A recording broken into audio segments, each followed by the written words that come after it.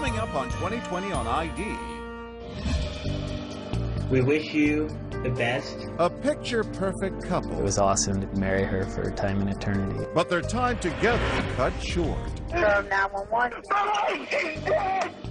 He was calling to tell them that Janet was dead and she had committed suicide. We automatically knew that was not right. What would a second wife learn about the death of the first? That night I stayed up until about 4 o'clock in the morning. The mysterious death of Janet Abaroa. And a big, joyful family. It was a house of love and peace and fun. Until Dad snapped. He picked out the 2 sharpest kitchen knives he could find. Police department. I just killed my 2 daughters. What could have driven him to murder? I think he's the biggest victim here. And how can his wife forgive him? Welcome to 2020 on ID. I'm John Quinones. Couples often think they know nearly everything about their spouses. But in the stories ahead, 2 different wives would find themselves caught off guard by the men they loved.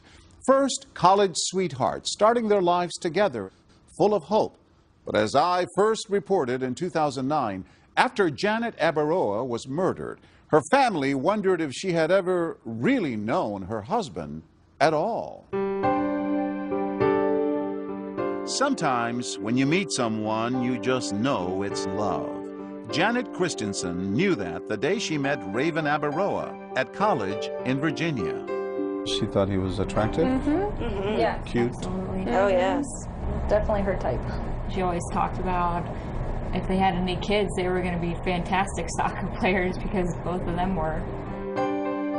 Janet grew up in a solid Mormon family, the 7th of 10 siblings. Her sisters say she was so easy to get along with.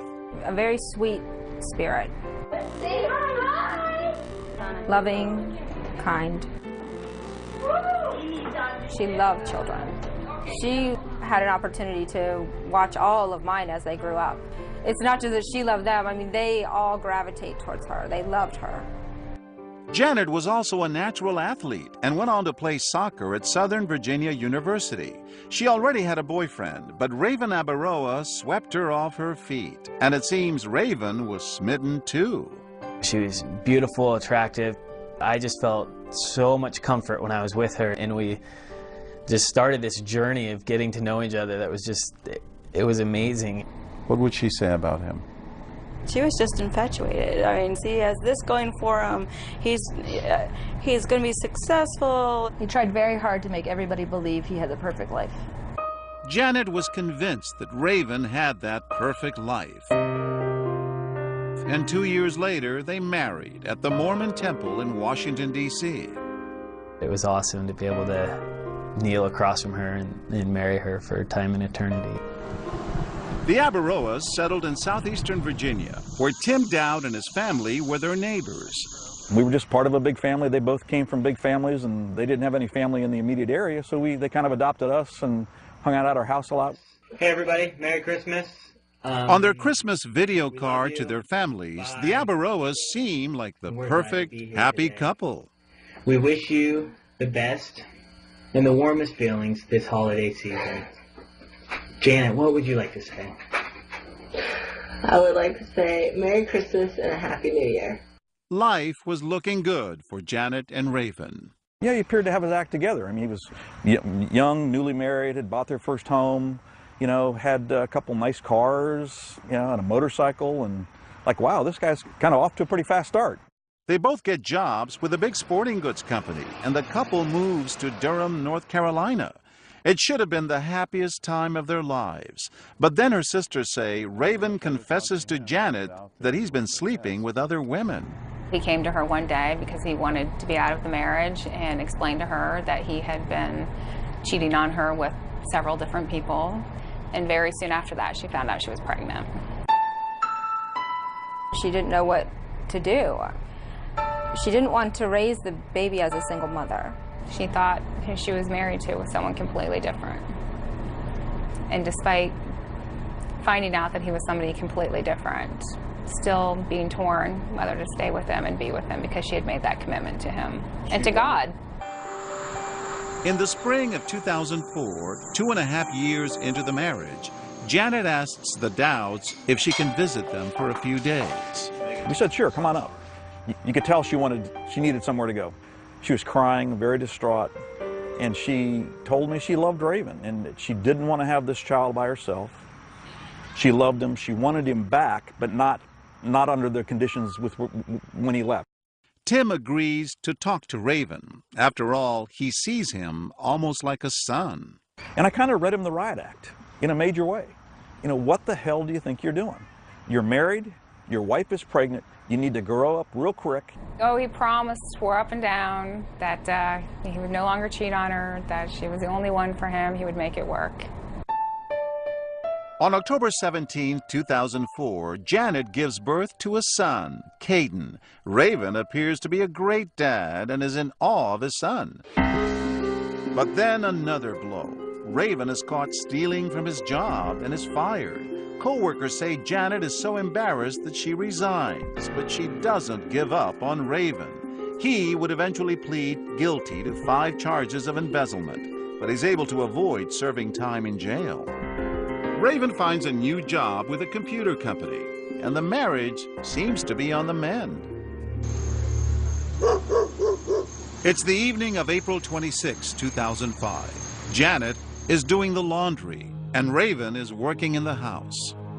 We looked at Caden sleeping, made sure everything was good with him, and put our arms around each other and you know, said, I really love you.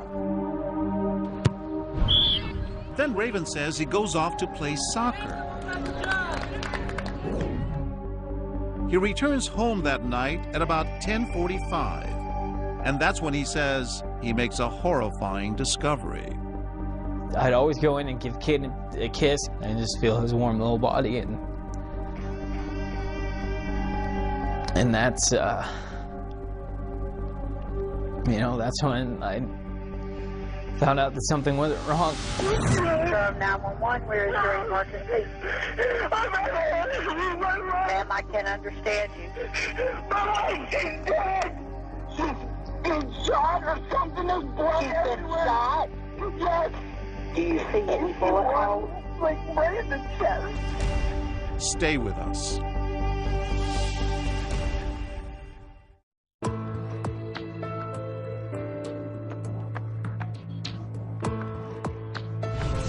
The marriage of Janet and Raven Abaroa looked rosy at the start, but only 2 years later, it was beginning to unravel. Still, nothing could prepare Janet's family for the horrifying news they were about to receive.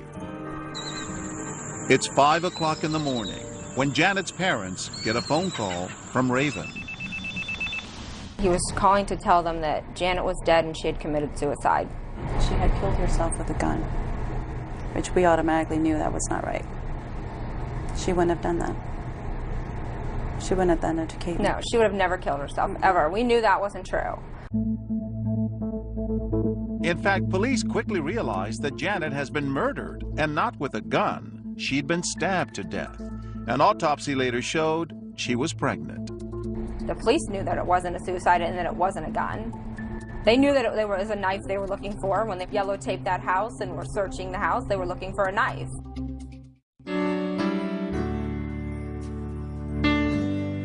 But at Janet's funeral, everyone puts their questions aside to watch this loving tribute played for her family and close friends. Home movies of this young mother cuddling her baby boy. Raven was inconsolable. Crying all the time, falling apart. I was mourning the loss of my best friend and of my wife and of Caden's mom, and it was that in and of itself was so much pain that it was hard to deal with every day. Janet Abaroa was found inside her Farron Drive home last with what appeared to be a stab wound in her chest. Durham police have not named any suspects, but will only say her murder was not random. We're looking for anybody with any information on this case to call us. Raven knew that he didn't want to raise his young son on his own. In an interview with the TV show North Carolina Wanted, he talked about what it's like for Caden to be without his mother. And I think it's wonderful that he knows his mom. He knows her name. I try to share the things that his mom does so that he appreciates those too. Pictures of her graduating from college. When, you know, the question comes, well, where is mommy? You know, she's in heaven looking down at you. She's playing soccer in heaven. She's watching you. Just a few weeks after his wife's murder, Raven decides to take his son and move west to Salt Lake City, where he grew up, to live close to his Mormon family. But North Carolina is not the kind of place where unsolved murders sit quietly. Raven provided cooperation at the beginning of the investigation, but there have been subsequent requests for interviews that have gone unanswered. I kept talking to Raven about, you've got to help solve this case. I mean, personally, my thought is if somebody murders my wife or a child or any close family member of mine, I'm banging on the police door saying, what have you done lately? Raven did nothing. Within a week, he left and never came back, with the exception of sneaking into town once to pick up his furniture, and he left. Raven, meanwhile, has turned to a new chapter in his life in the Salt Lake City suburb of Jordan. He starts working at this bicycle shop, but his employer says he again is fired for stealing. But then, 2.5 years after the death of his first wife, Raven meets Vanessa Pond, a single mother whose daughter Aria is in the same daycare as Raven's son, Caden. But Vanessa, according to her father, is definitely not interested in starting any romance. I used to jokingly refer to her as the president of the Man-Haters Club. But sometimes when you meet someone, you just know it. And soon after Vanessa meets Raven Abaroa, she's in love. What was it about him that you liked? He seemed very upfront, very honest and genuine. And I found out that, you know, he was a single father, and I really, really admired that. I'd been a single mom for 5 years. I know what it takes to raise a child. I thought, you know, maybe I'll give him a chance, because he could be a fantastic father, fantastic husband. So He might be. I finally fell for the nice guy, is what I thought. Did he mention his ex-wife, or what happened to her? Yes. As we were just starting to date, he just mentioned that my wife actually died. And so that I immediately felt so sorry for him and Caden, and to take them in and give them all the love that they're missing out on. Did he say she was murdered? He said that there was an intruder, and that she was killed, and that he had found her, and he'd left it at that. And so did Vanessa. That is, until she started researching Janet's murder on the internet. Murder of Janet Christiansen Abaroa. That night I stayed up until about 4 o'clock in the morning, reading blogs, watching his interviews, reading all the news stories about it, and going out of my mind. Thinking what? I thought, you know, there's no way. And I remember watching the interview, and I wasn't convinced. That he was innocent? That he was innocent. I felt that in the interview, there was a part where they asked him, you know, what he saw, what he came home to. I don't like talking about what happened to her, and it's not because I don't love her, and it's not because I don't want to find out who did it, but it's because I have so many good memories with her that, you know, I hate thinking about the bad times, you know. For me, I just, honestly, I cannot even come to relive all those moments again. And, you know, even today when I've been prepping for weeks to come talk about it, it's so hard to even want to say, you know, this is what I saw, because it's not something I want to see again, ever. And that's how I learned that she was stabbed. So I went over and I spoke with him, asked him the questions that I had, and he removed any and every doubt from my mind. Raven may have been able to convince his new girlfriend, but back in North Carolina, Janet's family and friends had many theories about what happened to Janet. And they say all their suspicions pointed toward Raven. I knew he killed her. The morning I found out, the exact second. There was no doubt in my mind. And my instantaneous nanosecond reaction was, oh my God, Raven has killed Janet. And they wonder, if this was a break-in, why was Janet's jewelry left behind? Her wedding rings were on the counter, right where the supposed break-in happened, where the door was left ajar. Sitting right there. Nothing else was missing except his laptop and the knives. The knives. As it turns out, Raven was very proud of his knife collection. Remember that Christmas video? Well, with Janet in the background, Raven brags about the special knife he's bought for himself. That's my new knife. Got for Christmas. Thank you. Bought it myself. My dad would be very proud. I like to collect knives. Janet didn't think much of it at the time when Raven took out a life insurance policy for each of them when she became pregnant. After all, parents often buy policies when they have a child on the way. But now her family and friends find it suspicious. He had taken out a life insurance policy soon after she got, she found out she was pregnant with Caden.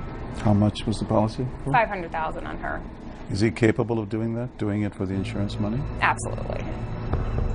The Abaroa's old neighbor, Tim Dowd, has pondered and studied every detail of the case. Everything points back to Raven. But 2,000 miles away in Utah, Raven's new girlfriend, Vanessa, is convinced this poor, grieving widower needs to be loved and cared for. He started talking about me moving in after probably just a few weeks. And that was very, very fast for me, especially since I had my daughter to think about. And I told him that I wouldn't be moving in with anybody if I wasn't at least engaged to them, knowing that I'm going to spend the rest of my life with them. Vanessa is unaware of the extent of the suspicions of Janet's family and friends. Were you worried that this might be a mistake? I didn't have a question in my mind at the time. We'll be right back.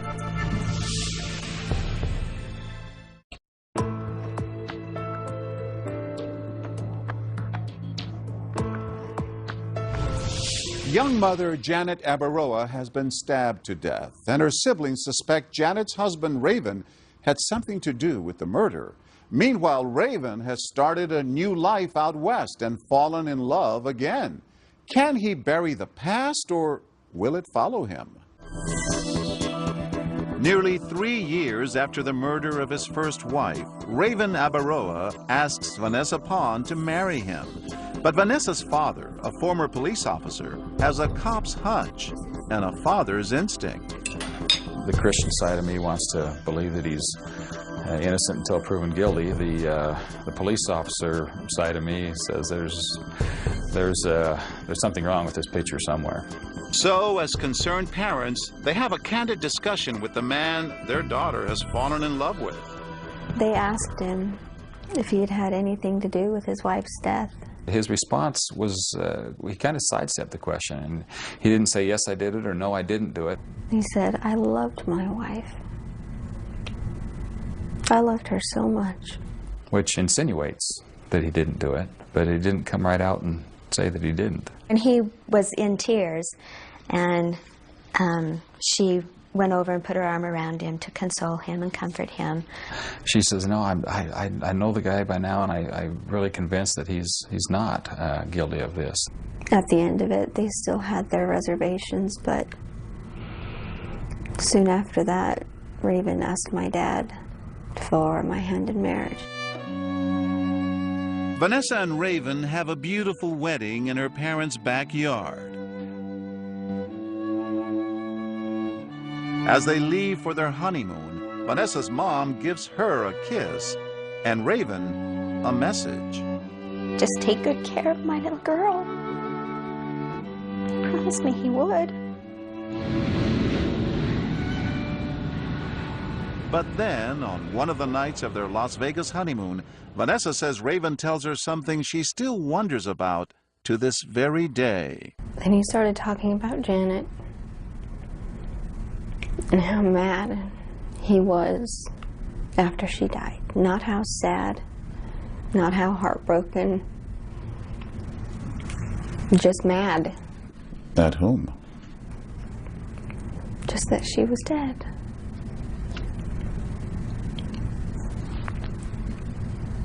And then he cuddled up closer to me. And he said, "I promise I'll never hurt you."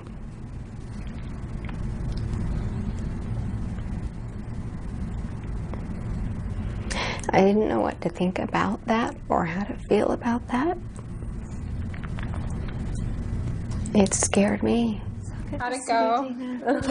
When Janet's sisters learn Raven has remarried, they feel the duty to talk to his new wife, Vanessa, and they have a dire message. We just wanted her to make sure she was aware of things that had been in the news about him, that she would know what she was getting into, and that we were fearful for her. I was heartbroken. I did not want to believe at all that he had done this. And she says Raven was beginning to act in ways she just couldn't understand. Within moments, he could switch. He could say the most horrible things. I was an effing whore, a lot. An effing B word.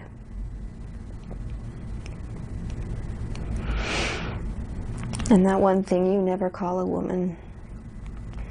That C word. And then moments later, you would apologize. "I'm sorry, I was just mad. That's just what I say when I'm mad. That's just what I do." And Vanessa says the abuse became physical. He grabbed me from the door and threw me up against the wall. And then I fell. Later, he tried to convince me that I had tripped. He began to call my own family and my own friends and my co-workers, telling them that I was horribly depressed and bipolar, and that I probably needed to be institutionalized. It got really bad. Vanessa says she becomes more and more frightened for her safety and begins making plans to leave Raven. But her parents say she's trying to hide it from everyone. She can put on a really good front for being happy.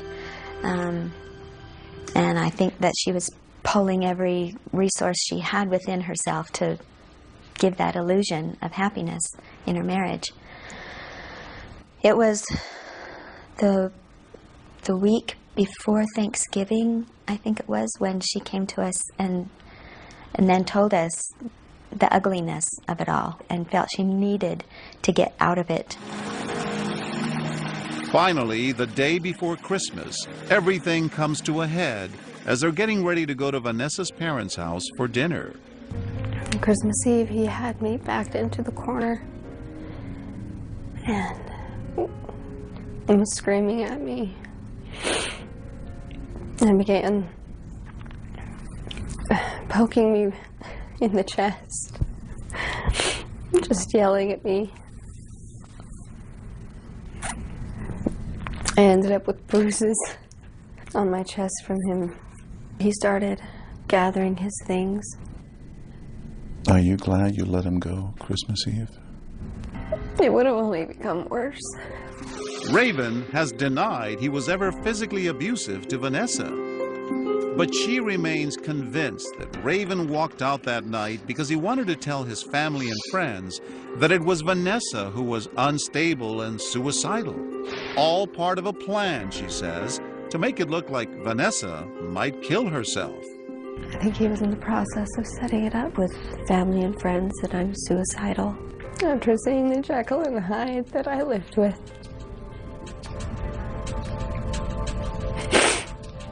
His eyes would just change. It was very scary because you didn't know what to expect. It's one thing to be abusive verbally and physically, but you think he's a murderer? Yeah. Yes, I do. We have a substantial amount of circumstantial evidence. But we're looking for something that we believe will provide us with enough information to go to a jury and prove this case beyond a reasonable doubt. We would obviously like to talk to Raven. We have some questions we'd like to ask. The only public comment Raven has made regarding his wife's murder was in that North Carolina Wanted TV interview. The bottom line is that I wasn't involved with the death of my wife, that I would do anything in the world to keep her here with me, and that's just, you know, that's something that I know, it's something that Janet knows, and that's something that I think that people who truly know Janet, truly know me, can understand and appreciate. But the women who say they knew Janet better than anyone, her sisters, remain convinced that Raven was somehow involved in Janet's murder. He hasn't done anything to prove otherwise. He hasn't helped the police. He hasn't sat down and with the police. He hasn't set out a reward, help me find my wife's killer. And if he didn't do it, he needs to step up to the plate and take the lie detector test and talk to the detectives and cooperate so that at least they can rule him out and move on. 5 years after Janet's death, Raven Abaroa was extradited to North Carolina and charged with her murder. While his first trial ended in a hung jury, in March 2014, he was found guilty of voluntary manslaughter after entering an Alford plea. And that means the defendant does not admit guilt, but does acknowledge that the evidence would probably have resulted in a conviction. Abaroa was sentenced to 8 to 10 years in prison. Vanessa Pond's marriage to Raven was annulled. When we return, a loving father on the edge. One day you go from I'm functioning to I'm not functioning. And his children's lives on the line. He said he picked out the 2 biggest and sharpest kitchen knives he could find, and he knew how well they would cut. Stay with us.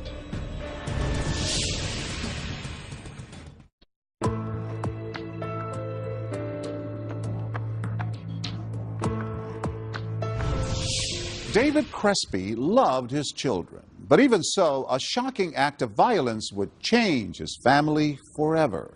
And as Jim Avila first reported in 2008, it would also test the limits of a wife's faith and love. It was a grand house on a pleasant suburban street. There's our tree. It's Christmas. And Dad? Hi. How are you? Good. Good morning, Merry Christmas. Good morning, Merry Christmas. Tess, say hi. Hi, we open up presents. Yes, just a minute. Filled with children, laughter, and a pair of adoring parents. Dylan, Josh, where's Jess? It was a house of love. It was a house of love and peace and fun. I had the American dream. I had a beautiful home with great neighbors and friends. I was senior vice president for a Fortune 100 company. The time with my kids, that was just wonderful. Most of all, my wife was just incredible. David and Kim were married 2 years after his first wife died of brain cancer, leaving him with 2 small children. And their family grew quickly, 5 Crespi kids in all, as Kim gave birth to a son, and then 4 years later, their pride and joy, the final happy addition to their family, identical twins, Tessera and Samantha. And Tess and Sam were precious to us. They were incredible. They were a gift. We just were so thrilled to have them. He adored them. I adored them. Our children adored them. They brought so much joy to all of us. The Crespi family seemed to have everything, including a disturbing secret about David that threatened to destroy it all. One day you go from I'm functioning to I'm not functioning. Then your mind lies to you and says, no, this is not going to end. This is all there is. David Crespi suffered crippling bouts of depression that began in his late 20s. Dave is a really intense person, very bright, goes from A to Z. When we were getting married, I didn't really know that he could possibly have a severe mental disorder. He was still sweet, he was still loving, but he would just be kind of in another world. I'd take him to therapy, we'd talk with the therapist about him trying to get back into the game. Getting back into the game at his high-stakes job was not always so easy. David often missed work, but Crespi, who was a vice president at a major bank, says his co-workers enabled him, excusing his dark days. If you're a senior executive officer, you don't punch a clock. So you crawl into work at 10 o'clock. People cover for you. So you were successful enough, valuable enough to the company that they looked the other way during those periods. Just get better. We know you'll get better. And good intentions.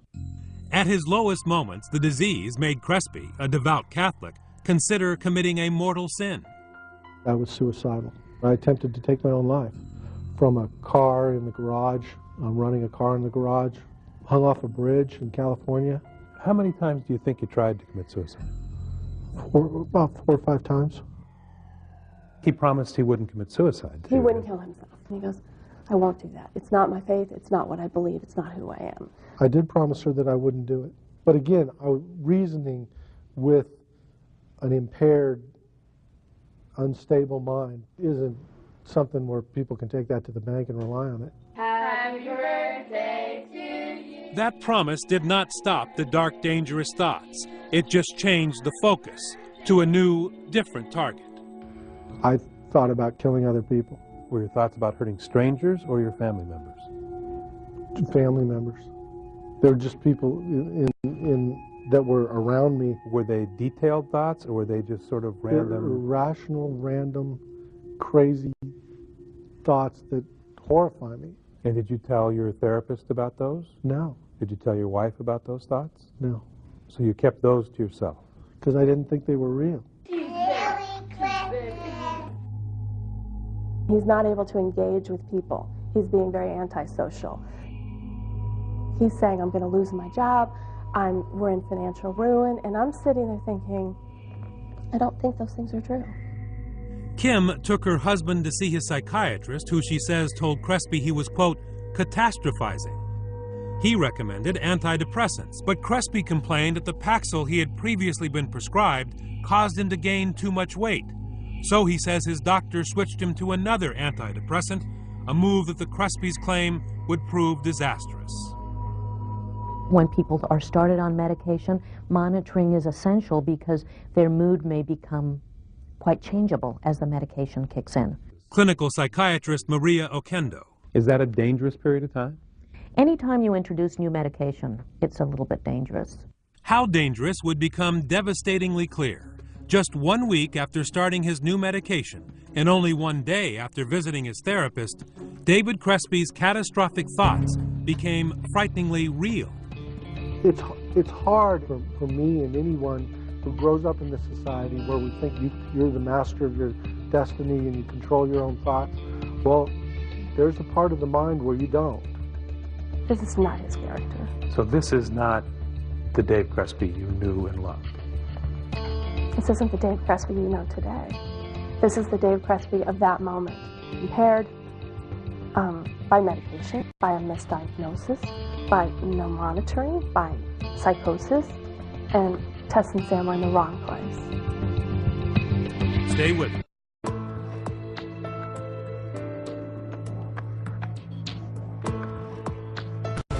Bank executive David Crespi was on the edge. He was having dark thoughts and had attempted suicide.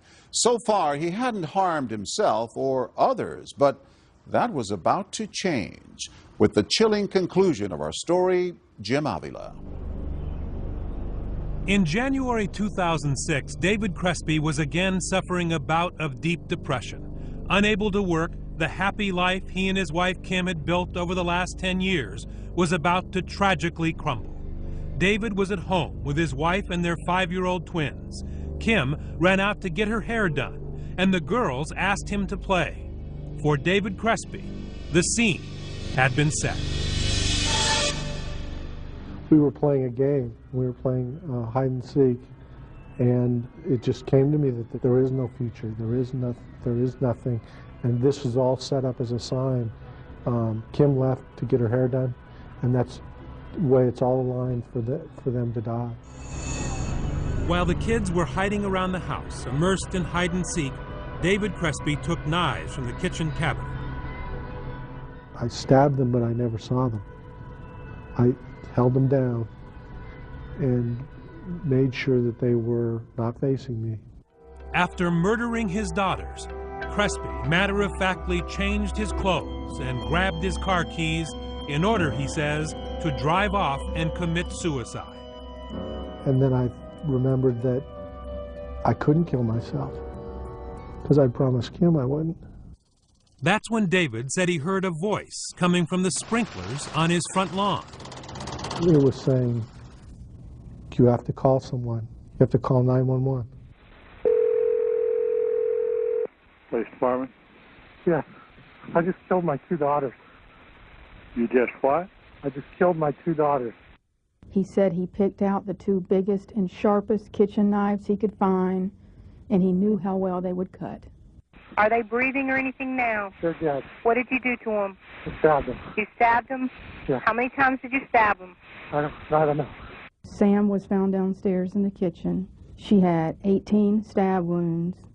One of the stab wounds, the knife was still in her chest. Officers ran upstairs and found Tess in the master bathroom, and she had 14 stab wounds. They're dead. How long ago did this happen? 15 minutes. Well, there still might be some time. We still might be able to help them. No, they're bleeding. They're dead. I have seen a lot of horrible things, but there is something about the murder of a child. And to see the murder of 2 children that are identical twins, it's like mirror images of murder. Crespi was arrested, taken to jail, and placed on a suicide watch. Prison psychologists examined him and concluded that he suffered from a serious mental illness, not simple depression, but the much more dangerous bipolar disorder, sometimes known as manic depression. There are situations in which the person can have both symptoms of depression and symptoms of mania at the same time. Those are very, very dangerous because the person often has the energy of mania and the despondency of depression. And that can be a fatal combination. David Crespi, who was charged with stabbing the girls to death. And at first, it was just local news, a tragic story of a father taking the life of his children. It became a national whisper campaign when Kim Crespi did what you could never imagine a mother doing. The battle of mental illness raged, and the most innocent members of our family are lost to this life. She continued their marriage and love affair in weekly visits to prison, blaming everyone but him. Kim Crespi forgave the husband who killed her kids. How are you? See you. You're good. How can I forgive him? It's grace. But it's also a choice. I don't have any regrets. I married my soulmate. I'm still married to my soulmate. And Dave needs me. So there's lots of reasons to get up in the morning and see what God has for us, you know. Are you amazed that she could forgive you? What did she tell you? I can't remember the exact words, but I just remember the love. And I just remember her sorrow for them and her sorrow for me. And I remember just being awestruck by that. Why can't you just turn your back on Dave? Why would I? Because he killed our girls. I think he's the biggest victim here.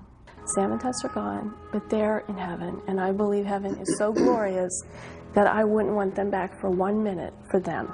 They're fine. We're not. Dave, especially not. Kim Crespi blames the death of her children and David's predicament on psychiatrists and therapists who she says missed a critical diagnosis, finding in his dark moods depression and not the more serious bipolar symptoms. One of the things that makes it difficult to diagnose bipolar disorder is that usually when the person is euphoric, you can imagine that they're not that interested in treatment because they feel good. And they present for treatment usually when they are depressed, when they feel terrible.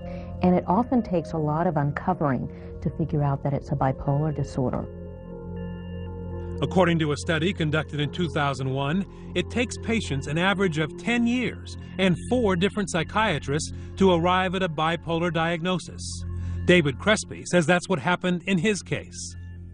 And at what point did you start to think, or did others start to think, that this was more than depression, that this may be manic depression or bipolar? It wasn't until I came to prison. I mean, the best psychiatric care I've got in my life has been in this prison.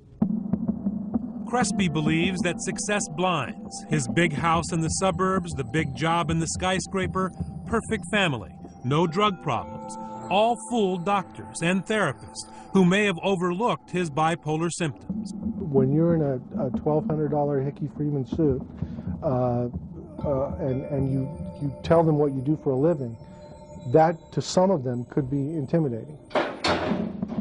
Crespi has traded in forever his three-piece suit for a prison-issued uniform, and the antidepressants have been replaced by the more powerful lithium for his bipolar disorder. Are the dark thoughts gone? Oh yeah, totally. I haven't been depressed since I came to prison because I've been correctly medicated. It's a blessing.